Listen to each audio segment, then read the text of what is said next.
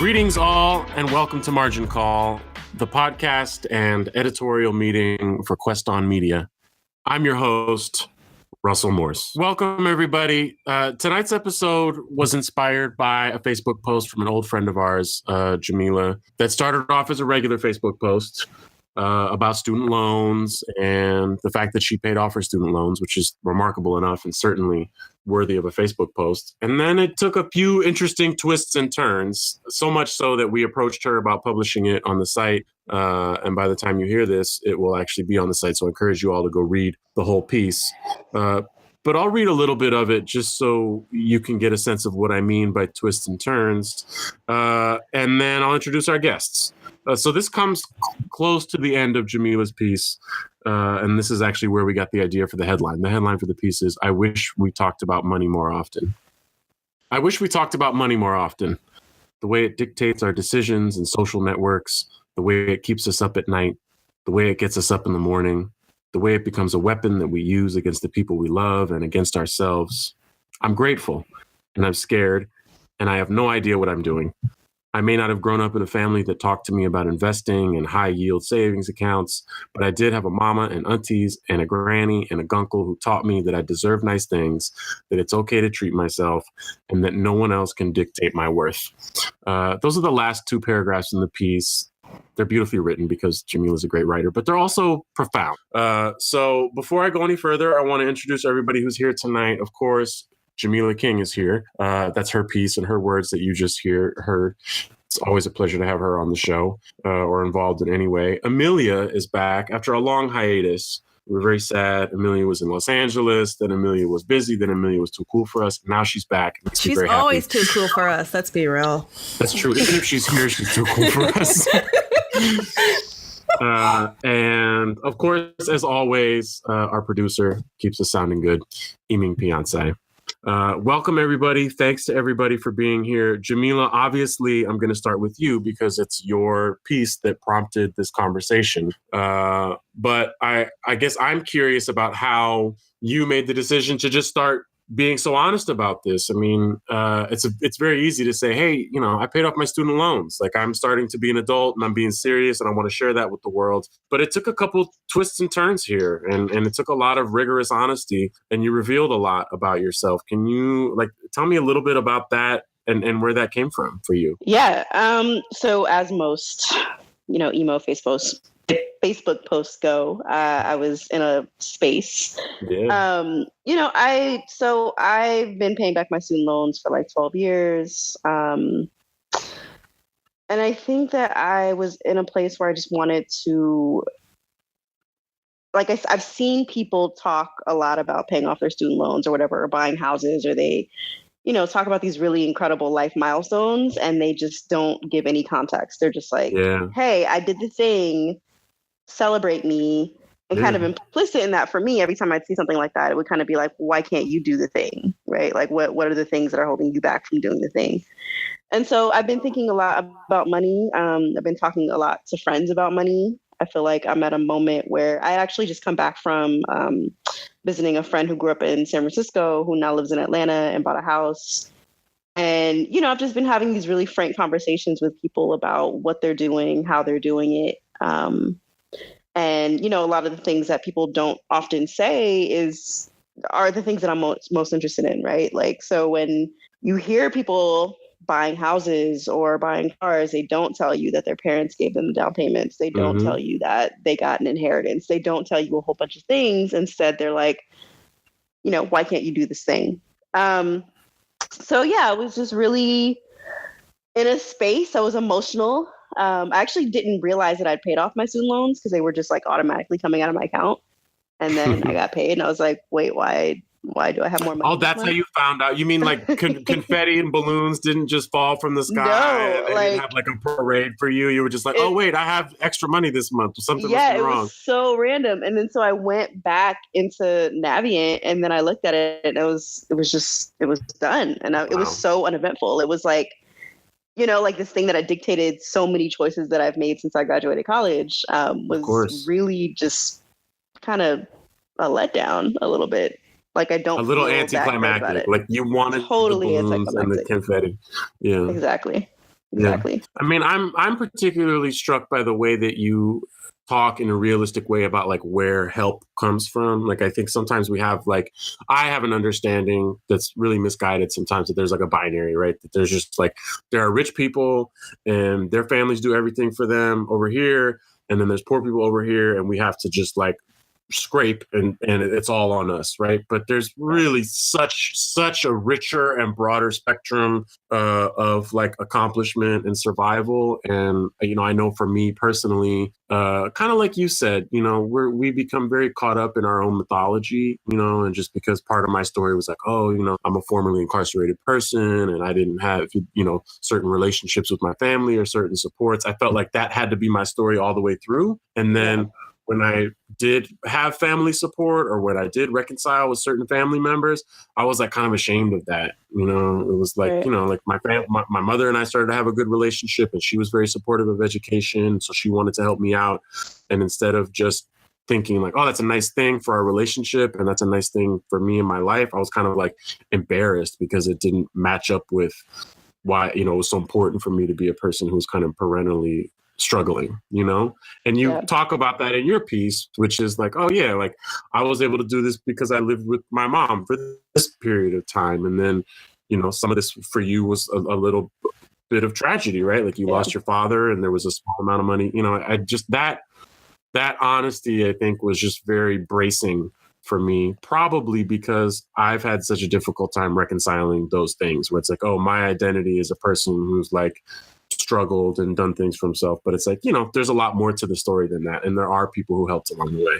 And I mean, I think one thing too is that we're precarious. Like we're constantly going from different sorts of financial situations depending on our family resources, right? Like, so like my story, like all of our stories, gets super complicated. I've had help in certain moments and I haven't, right? Like, so there's a lot, like I think there's this idea that if you grow up in a particular way, if you grow up working class, then like everybody around you is working class, or there's no, like, you know what I mean? Like there's no way for you to get support. Likewise, like if you grow up, middle class or whatever, like there's this idea that you are just completely stable, right? And there's not going to be a point in your life where you're not going to be financially stable. So, I think like we live under capitalism and like shit changes all the time. And so I think that's something that I really wanted to grapple with publicly, because it was a trip that like a lot of people responded to the Facebook post and a lot of people were like, yeah, this is my story. Like, this is what I'm doing. I'm supporting my mom, or I have $100,000 in loans to pay back, or I, this, that. And I mean, to be real, like, I am not by any means like figuring this shit out. Like I have a shit ton of credit card debt. Like I'm struggling every month in New York City, it's, I think for me, it was also just like I was feeling very alone, and I wanted to figure out like if this was just something that I was going through, like if it was crazy, if everybody else had it figured out and I was just like this random ass solo person who just couldn't get her shit together. But isn't that what everybody thinks about money? It's like I certainly have that perception where I'm like, I'm a wreck, right? Like I'm certainly never going to get approved for anything. Like I'm not going to get approved for a car loan in my life, and everyone else is holding it together somehow. Whereas like the reality is much more different, right? Like, or much more complicated, where there's nuance there and other people are struggling in similar ways to me. Amelia, I'm curious to get your take without putting you too much on the spot with specific questions. But I know that you are a recent college graduate. You're a young person living in New York City. We've talked about financial stuff before because we had a similar show about how everybody denigrates young people, sometimes mistakenly referred to as millennials, as, for being broke. But are you making similar decisions now? Are you thinking, does student debt play a huge role in your life? Are you thinking about where you're going to live based on these kinds of decisions, Amelia? Well, okay, so actually I have an interesting situation where I actually am a rare breed of my generation, where I actually don't have any student loans. And that's because I got a full academic scholarship to college for 4 years. Wow, I didn't know that, Amelia. Every time we talk to you, we learn a new amazing thing about you. So congratulations. Thank you.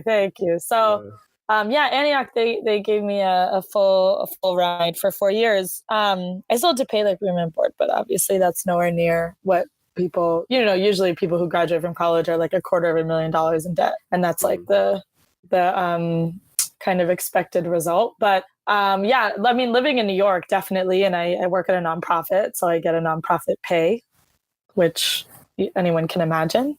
But also I live honey, we know how much nonprofit pays. We know. Been there. Yeah.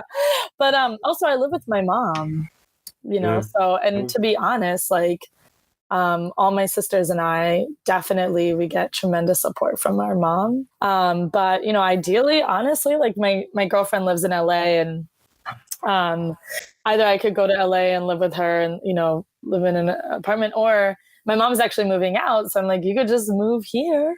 And like, we own the apartment, and like, I have no, like, I don't know, there's some like stigma maybe with living with your parents, but I'm like, in this day and age, like, it's a benefit to be able to do that.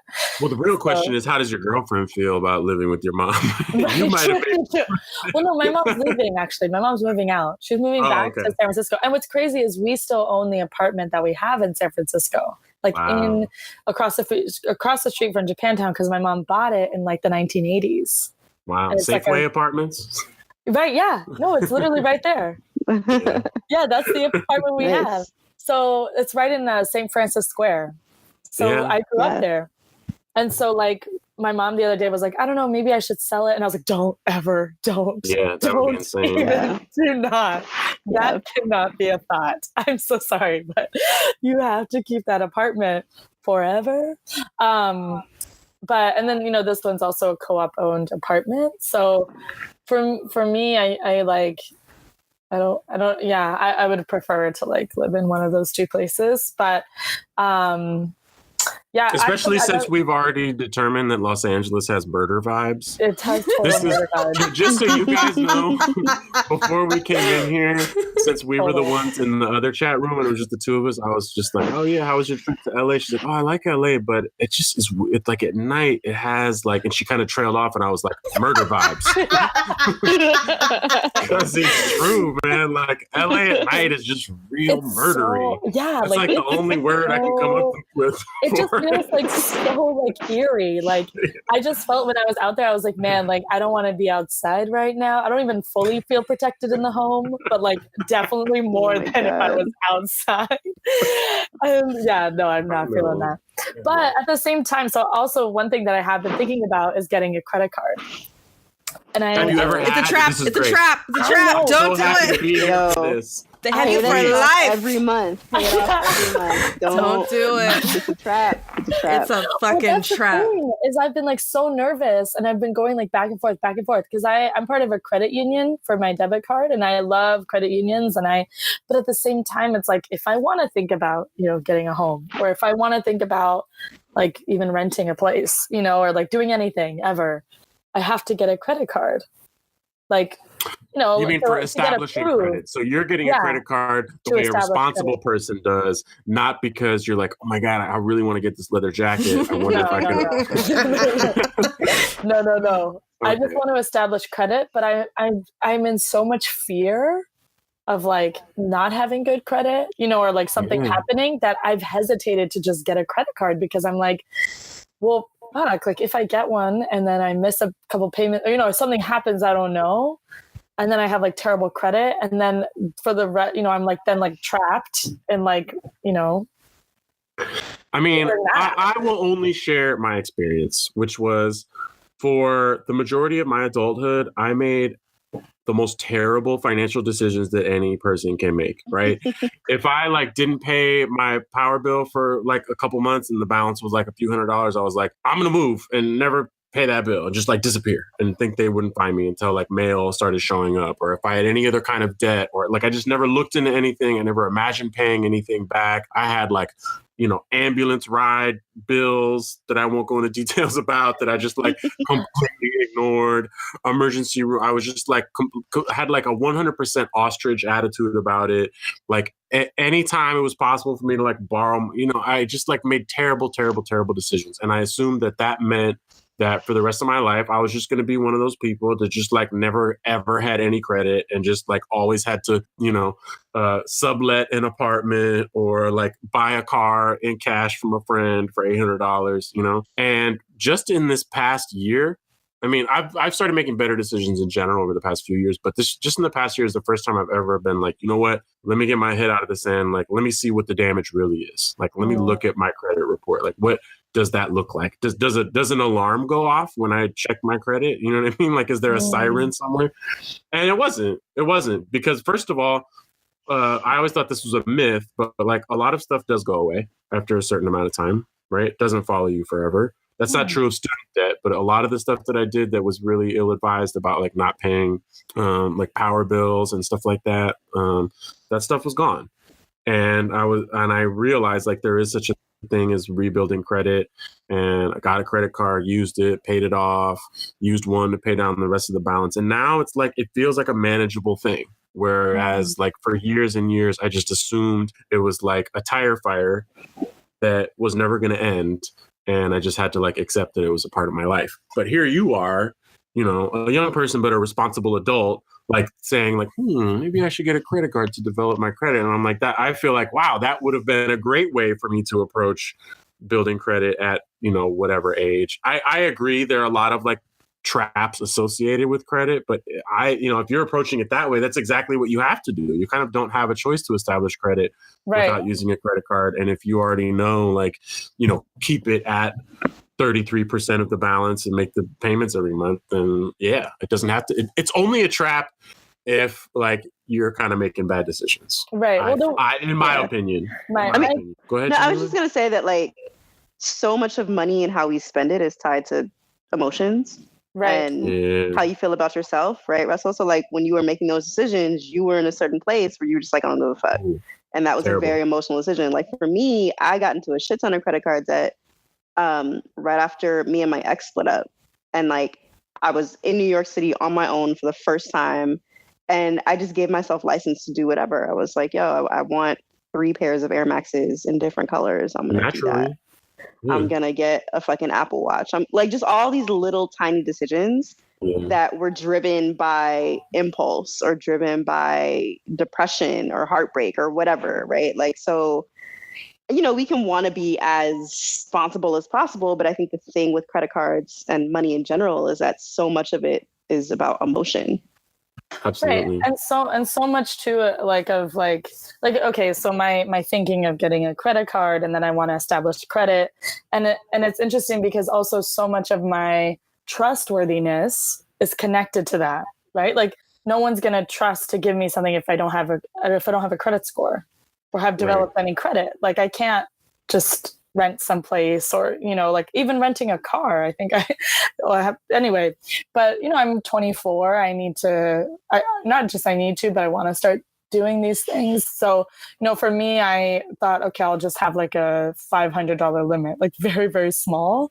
And or I'll do like 1,000 and just attach my car insurance to it, which I have to pay because I drive my car because I want to drive illegally. And then like my car parking, I was like, I'm just going to do that, which I already pay anyway, but attach it to this. So that way I'm not like really actually using my credit card only for this like one thing. But I feel like with money, it's so funny because actually my girlfriend, she has a very different lifestyle than I have. Pray tell. And, if she listens to this podcast, it's all truth. But she's wonderful. We'll send her the link. Yeah. But, her relationship with money is actually very different than mine. And like you said, like it is based on emotion. And then I think also like, like the family that I grew up in and also how my parents viewed money and used money also impacted how I view money. And like my dad, like, building his own company, not going past sophomore year of high school, like the way that he viewed money, he actually, because he didn't really have a lot growing up, when he started to make money, he like really hardcore spent it and went into like bankruptcy and like things like that. But with my partner, she like, she actually comes from a, say like well-off to do family, which in this time and age is like upper middle class. We're just being, there's no middle class anymore. So actually, like, for example, that's a different show, but yes, acknowledged. Yeah. Fully acknowledged. But like for like how they view money is like very different. Like for me, like, $20, I'm like, wow, that's so much money. But I don't know. I think I don't know. It's something that's so personal and at the same time so out there. Like, it's such a weird dichotomy because, like, no one really wants to talk about how much money they have. Yeah. And one of my favorite sayings is, money is meant to be spent, like it's meant to be used, but it ends up just using people. And I think that's such a great point. Like, it's meant to be spent, but people end up just trapped within it. Whether you have a lot, and actually, especially usually when you have a lot, you end up to be more stingy. So you end up just being used by money.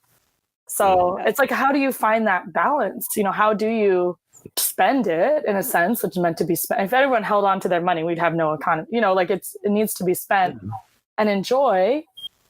I would like to enjoy. Yeah. I mean that's part of what I liked about this. Is that it kind of ends with this sentiment where, like, you can still be, like, responsible about money and, like buy some Air Maxes. You know what I mean? Like, it's okay. Like, that idea of, like, treat yourself. It doesn't have to be associated with, like, sheer guilt, or which I think it is for a lot of people. And, it's like a separate conversation about consumption and, like, this emotional need or, like, the high or hit you get from purchasing, kind of what Jamilah was talking about earlier, where it's like, if you don't feel good about yourself, like, you're not going to make good decisions like that. Another thing I'm interested in, and, I know I'm alone here, but I think it's an important point, is the relationship for me between masculinity and money and, like, manhood and money, and how heavily informed that was just by my childhood, where, like, my mom was, like, a very responsible person, like a nurse and an earner, and my dad, like, didn't have a lot of money, and a lot of tension about money, and kind of, like, that relationship dissolving because of, like, my perception of my father as, like, not being a provider, like, a lot of dark stuff that really shapes our own images. And even though I've never been a person, like, I'm not, like, the kind of guy that's like, yo, I'm going to go to business school, or, like, I want, like, a Porsche or anything, but, like, my idea of, like, having a family and even having, like, a partner, and my, like, worth, like, my deserving, like the idea that I would be deserving of a partner for many, many years was wrapped up in the idea that, like, well, I'm broke, so I can't really be in a healthy relationship with someone, because who would want to, like, love somebody, even if I was 25 years old or whatever, you know what I mean? And I think that has a lot to do with, it's another show, again, to talk about masculinity and a lot of the kind of, like, social pressures that come along with our ideas of what manhood is. But a lot of it really is still wrapped up in that. As much as things have changed, I think internally, and I know this was certainly true for me, like, that's a big part of it. Like, if you're broke, like, you're weak, like, you're specifically not a desirable romantic partner, and that does, like, a number on men. And that births a lot of what we see on Instagram. That's like stunting. That's what, like, stunting culture is. Like, it's not a mistake that, like, some of the people on Instagram have the most followers are, like, people who, like, have, like, a stack, like a literal actual stack of cash, and, like,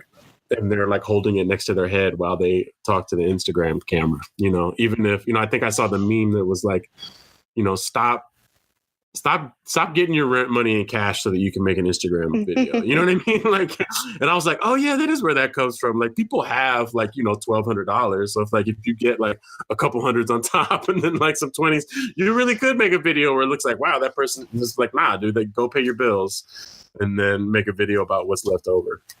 Yeah, for sure. But I don't mean to call it, we're always blaming Instagram for the world's problems on here. I don't want to be a part of that. But if anything, maybe Instagram is just really good at getting at what some of our human flaws are, our modern human flaws are. Yeah, I feel too, like, with spending. So, like, I work a full-time job, yay, where I get health insurance, yay. But what I've been noticing just about myself and listening to you guys and also reflecting in this moment, like I'm trying to think like what do I feel when I spend money? Or like when not just spend money, but when I know I can spend that money and not be in fear. You know, like I'm not spending like with like anxiety, but I'm just able to like spend things on certain stuff because of my financial situation. And there is like a power to that, like feeling like I get to decide what I want, you know?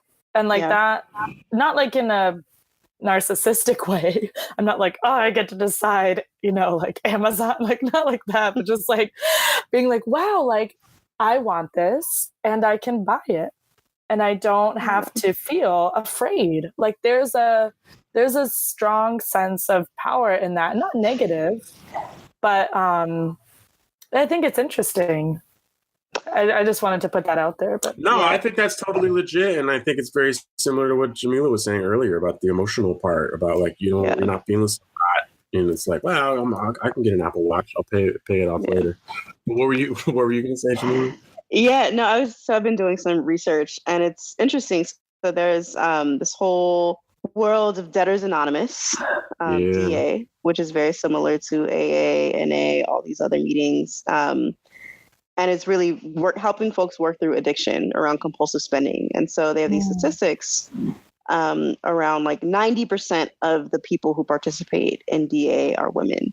Wow. But that's mostly because women are more likely to admit to shopping, whereas guys are more likely to be like, nah, I'm a collector, right? And so like, I know so many dudes with like hat collections or like shoe collections, right? Like, and they don't think of that as compulsive spending. They don't think of that as like a thing. Like, where do all the messages come from that tell you that you need like every single pair of Jordans?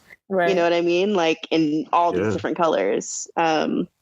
So yeah, it's a trip. I think gender does play a huge role in how folks spend money, whether it's like, you know, changing your gender or trying to perform your gender in a certain way. It's just a trip. Mm-hmm. Yeah, no, it's absolutely a part of it. I mean, that piece about 90% of people being in Debtors Anonymous or being women, that is an outrageous number that is so ripe to be unpacked in a lot of ways. One, how and why do we stigmatize like, you know, consumption by women more than consumption by men, right? And then also, what does it say about disclosing or asking for help? You know, this is a bit of a sidebar, but I think it's totally relevant. I heard a woman on the radio the other day talking about like high rates of anxiety and depression for young women, you know, and the numbers were crazy. It's like, wow, that's, you know, that is an epidemic. Specifically high school aged young women who reported having symptoms of, you know, depression and anxiety versus young men. And I was like, well, that's reporting, right? Like, what is that? Is that an implication of us? Like, are we creating a safe social space for young women to talk about, you know, needing some support and not creating a space for young men to talk about having a support, you know? And how much of that is reflected in those same numbers for Debtors Anonymous, where, and maybe it could work inversely because no one passes any judgment of like, oh yeah, he got like, you know, like Cribs and shows like that, like it was really all about that kind of like consumption. And why do we feel differently about like 30 pairs of Jordans versus like 30 pairs of Christian Louboutin heels? You know, like, I don't know, probably, you know what I mean? Like everybody makes the joke about like Imelda Marcos, you know, but like, why did Imelda Marcos get so much flack? So, oh yeah, it's a Filipino reference, of course. There you go. But like that's something that people still talk about because they went into her house and they're like, oh, people are starving. And Marie Antoinette, you know, we still talk about her, but it's like, you know, there were a lot of male people in the monarchy doing the same kind of ridiculous spending. It's fully gendered. There's definitely a lot there. I have a question for Amelia. Amelia, you said you and your girlfriend like have different approaches to money. Does that ever cause tension? Well, you know, it's funny because I think her parents initially were worried that I was really interested in her because of money. And I was like, well, first of all, it's not like she's a trust fund baby. So even if I was, sorry. Like if I was like really like gold digging, like I would shoot a little higher. But I think sometimes like definitely it like so just to kind of dial back, like my dad was in NA growing up, which is Narcotics Anonymous, and then I feel like the addiction kind of changed to money, to be quite honest, and like spending and just that kind of feeling of like, you know, being in control of something, but also recklessly spending. So actually when I spend, I'm actually a lot more conservative with my spending. That's the word to use. So I tend to not I'm not really interested in like spending a lot of, like, if I don't need to go see a movie in a movie theater, like I won't ever, because it's so expensive. And I try to like always find like Groupon and stuff like that. But anyway, she's a lot more like, you know, she drives a BMW and like, you know, well, like hold on. She lives in LA. She does. The car status is like a real thing out there that everybody has to contend with. So, but that's also it. Yeah. But I feel like if I don't need to spend the money, like I won't. But I don't think, you know, because actually, and this is okay to share, but she was very interesting. She actually just got a new job today as a CFO of a healthcare company. Well, there you go. Which will literally never be my reality, but it's a part of your reality now. Yes. But before that, actually, she was looking for work for about 7 months, which I think, you know, actually, I then became the person who had the money. So like whenever we went out or did anything, actually, I was always the one who spent. And, you know, she'd always make a joke like, well, if you met me earlier, you know, I would be the one. And I actually really don't mind, like, because I actually think money should be spent, but also saving it. But yeah, I don't think for me, like, I just don't really care about it. You know, like I'm not like, when I hang out with some of her friends who are actually really great people, they're really down to earth and very personable, and they, you know, have money as well. Like I'm not like, oh, that's so cool. Like I want that. That's not my desire. But I think for most people, like it does equate a sense of living a life of like, not just comfort, but feeling safe and secure, which makes sense. But for me, it just doesn't give me that safety or security, because I'm like, well, you know, tomorrow, like a disaster could happen, you know, like I can't base my not just my happiness, but, you know, my safety or security on money, because it's just so like, it's changing, you know, every single day, what something's worth and what you're worth and where you live, what that is worth, and things like that. But for her, it's like a little different. Like we should have her on the podcast and ask her, because bring her in. I want to hear everything. I want to hear about the healthcare industry. I want to hear about the BMW. Yeah. Oh yeah. We need to talk about murder vibes. Can that be a podcast that we do? Just murder vibes. Murder vibes in LA. Yeah, right. It's the Kanye West song. But I think what was interesting though, highlighting in our relationship, was that she was actually concerned that when she didn't have money, I wouldn't be as like interested or something. I mean, I listen, hearing you talk, and actually, Jamilah, of course, we should not be surprised that you're asking the poignant questions here, because, you know, this was Jamilah's post and Jamilah's a journalist.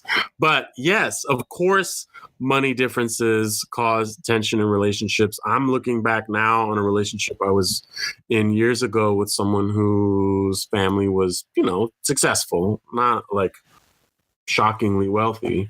And it really caused a lot of inner turmoil for me, you know, partly because I wasn't feeling good about myself at the time. But like we would go visit and like spend time with the family, and they were very nice people and they were very nice to me. But I found myself being so judgmental about their activity, the kind of car that they had, or, you know, it's like all of their activities were around consumption, and we were going to the mall. And, you know, it's kind of like what Jamilah was saying earlier, where it's like, why do I care if, like, you know, her stepmom wants to go to Sephora and like spend $200, but like I also want to spend $200 on something just as meaningless. You know what I mean? Like, but for some reason, I was so tight about it, and it was just because my experience was different, or I felt inadequate, and also, weirdly being resentful of her in a way that we kind of talked about at the top of the show, where I assumed like, oh, like your whole life has been easy, you don't understand anything about like having a difficult life, which is preposterous, because of course she had a difficult life. Like her parents separated when she was a kid, and she was living with her mom, who was like really unstable and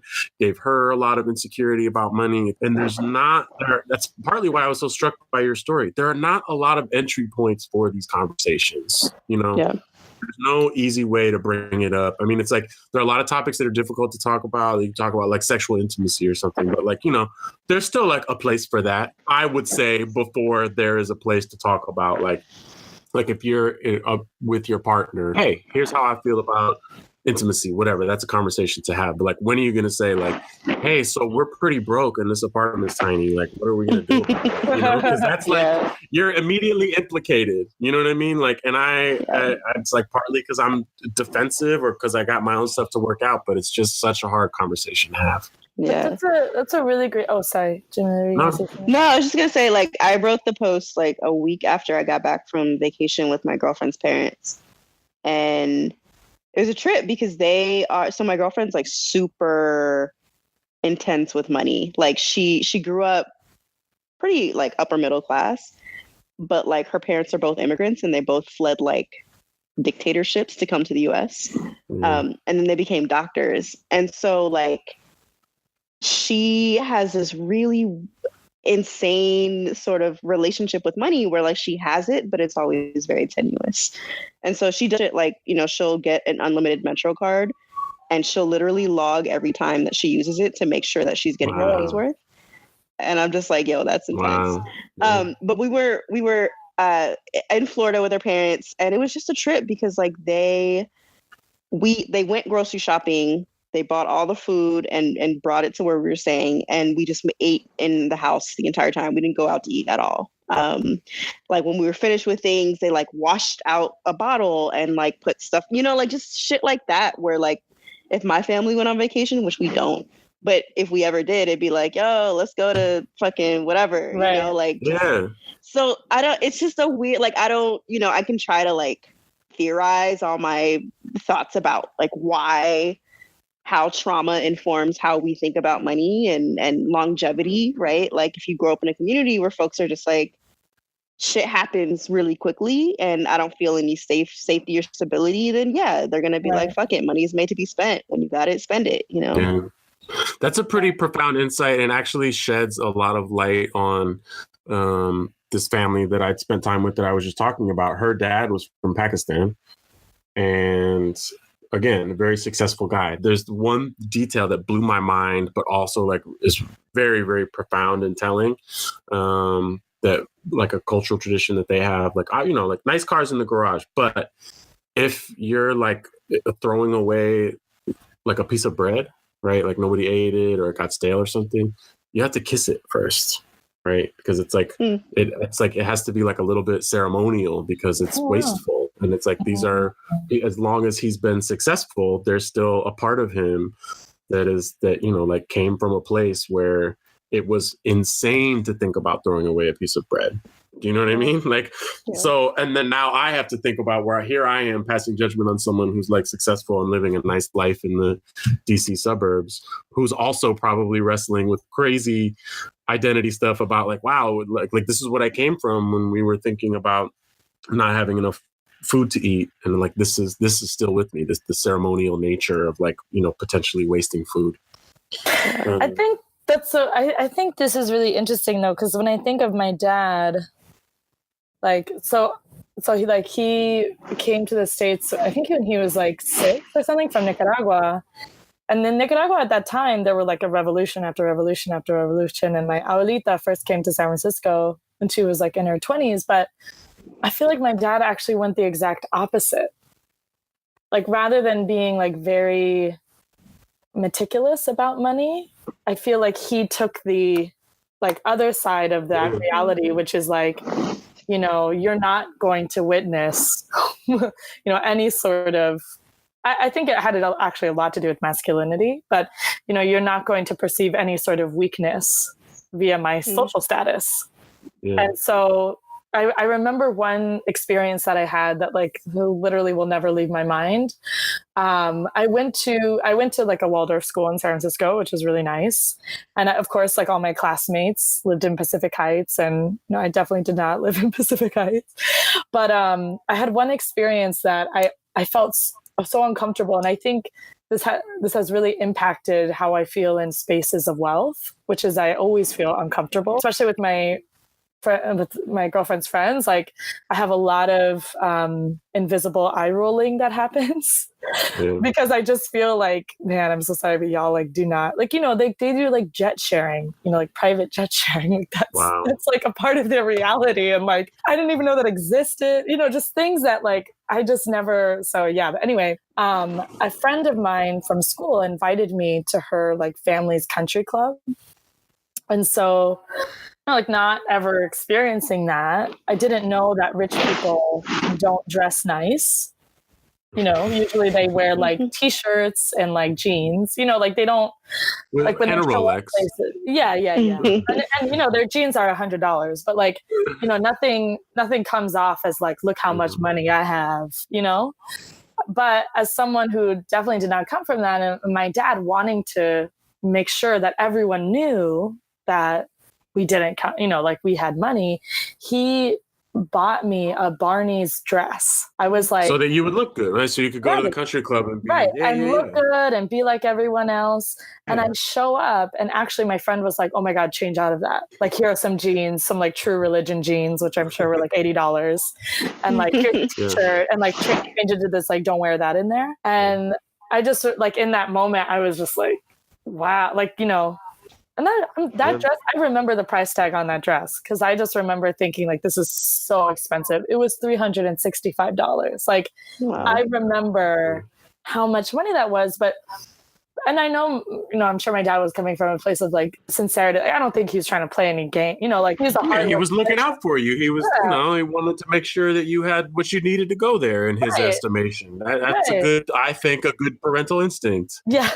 But if you're not, of course, if you don't grow up in those circles, live in those circles, you don't know that rich people don't actually dress like that. Or if they do, they wear Barney's jeans, unless they're like, going to like, I don't know, whatever I just saw them all in jeans. I just remember thinking like, what the hell? Like, all of you guys are fucking wearing jeans. But of course, like, the 9-year-old has like a new phone and whatever. But yeah, I just remember just in that moment, once again, realizing I know nothing about this world. Yeah. Because it's a world, in and of itself. And so I think there's that aspect too, like, yeah, learning all those things. But well, you mentioned this is a very quick point I want to make, because I think it's relevant, going to a certain school, right? Like, depending on where you go to school, you get exposed to like a new social group. So my brother and I have very different perspectives on class, right? Like, my brother is like class warrior. He's just like always angry at rich people. Like, everything is boiled down to like rich people. And, he's a police officer in Los Angeles, and he has like a lens on the world that is just like, he's a very smart guy. But he definitely, when I hear him talk about like the things that are upsetting to him, it's always through that lens. Right. And I kind of have the opposite thing where I'm like, I don't really like understand that play, or I don't have that like knee-jerk response. But we had very different experiences. He went to St. Ignatius High School in San Francisco. Oh, SI? Yeah. That was like right down the block for me. Yeah, because he was very smart, so he got to go to a school, and then a lot of rich kids go to that school, right? They also have really good sports. Yeah, they do. Yeah. And I went to public schools in San Francisco. So my brother, and that's just how things worked out, partly because I was a bad kid and whatever. I'm not blaming anybody for that. That's just what happened, right? And I'm fine with it. But my brother went to St. Ignatius, a good school in San Francisco, a fancy school with a lot of rich kids. And I went to public schools in San Francisco, which is fine. There's an explanation for that we don't have time for right now. But he was always saddled with the pressure of feeling like he was like a poor kid who didn't have nice stuff surrounded by rich kids, right? And burdened by that pressure.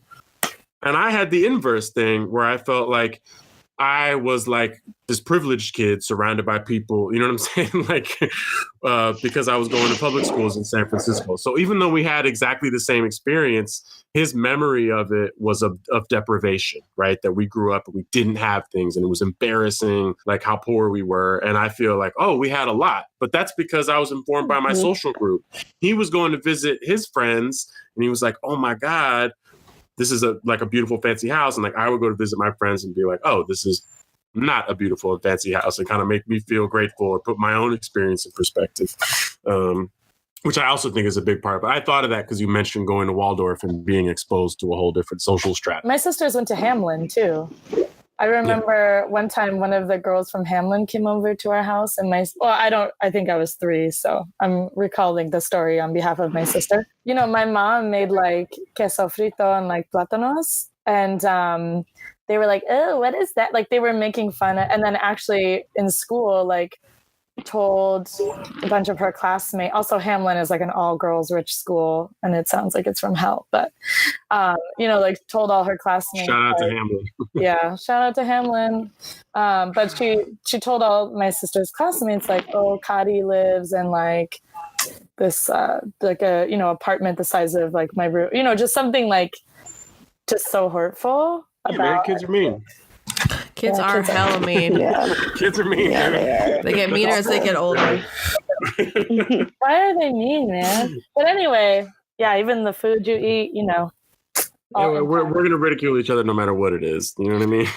That's the nature of youth. We want to intensely socialize each other because we all have to be exactly the same, because that's the point of socialization, and any deviation from that is problematic. You are deviant. But that's for our bullying show, which will come later. I want to thank everybody for being here, particularly to you, Jamilah, for writing the piece that started this conversation. I think this was the most honest, comprehensive conversation I've ever had about money in my life, and I'm not exaggerating. I was like more honest with you guys about things than I think I've ever been with anyone else about how I feel about money and my own brokenness or not brokenness. So thank you for prompting that conversation. Thank you, Amelia. Welcome back. And thanks to our listeners. Until next time, Quest on, everybody. This episode of Quest on Media's Margin Call was produced in Richmond, California.